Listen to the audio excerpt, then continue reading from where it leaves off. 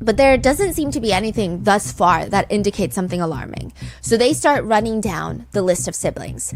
Donald, the oldest, is the one that runs the house when the parents are gone. He's the one that we've been talking about this episode so far. He's the first one diagnosed with schizophrenia.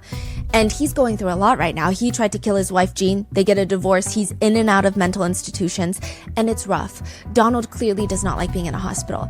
At one point, even the idea of being sent to a hospital has Donald pull a knife on his mom. The other brothers have to stop him, and it's just a very difficult situation. One time he's being sent to a solitary confinement in the psychiatric ward, and right when they get to the door, Donald pushes the attendant into the room, steals his keys, and traps him, the attendant, inside the seclusion room. But it's not like he's trying to run away. He just sits in front of the door, telling the attendant through the window, "This is to teach you a lesson." He would tell his doctor that he stopped taking his medications. Why would you do something like that? Because my watch stopped, so I had to stop. He calls his mom his father's wife because he's certain that Mimi is not his mother. In fact, he was birthed by an octopus. Once, Donald thought one of his brothers was gonna take his room, so he was so upset by the sheer thought of this that he goes to the market, purchases a raw octopus, and lets it rot in his room so that his brother would not want his room anymore because of the smell. The whole family, when it was just Donald diagnosed, they were really struggling to understand what's going on. The only person that seemed to enjoy Donald's downfall is Jim.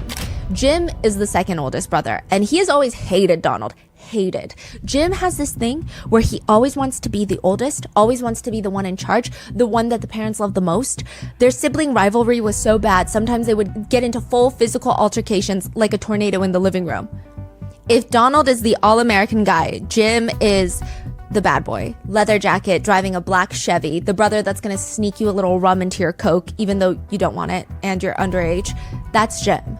He tries to do everything Donald does, but better. Football? Jim is good. Donald is better. Falconry? Jim is good. Donald is better. And that drives Jim mad. Every single thing, Donald comes out on top. I mean, you would think that the other siblings would like Jim more because Donald had his little fight club days, right? Mm-hmm. But weirdly enough, they don't like Jim much either. Jim had his own issues.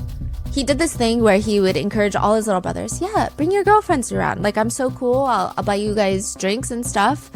But the second the girlfriends would walk in through the door, he would start hitting on them. He just liked being as provocative as possible. One of the brothers would say, when Jim was 16, we just knew something was wrong with him. But we thought it was okay. He's just being a boy, out drinking, skipping school. Eventually, he ends up getting kicked out of the Air Academy, which is, honestly putting it lightly, he almost killed another boy in the academy. They had snuck out onto the jets one night that were parked outside. Jim was inside the cockpit. His friend is outside keeping watch.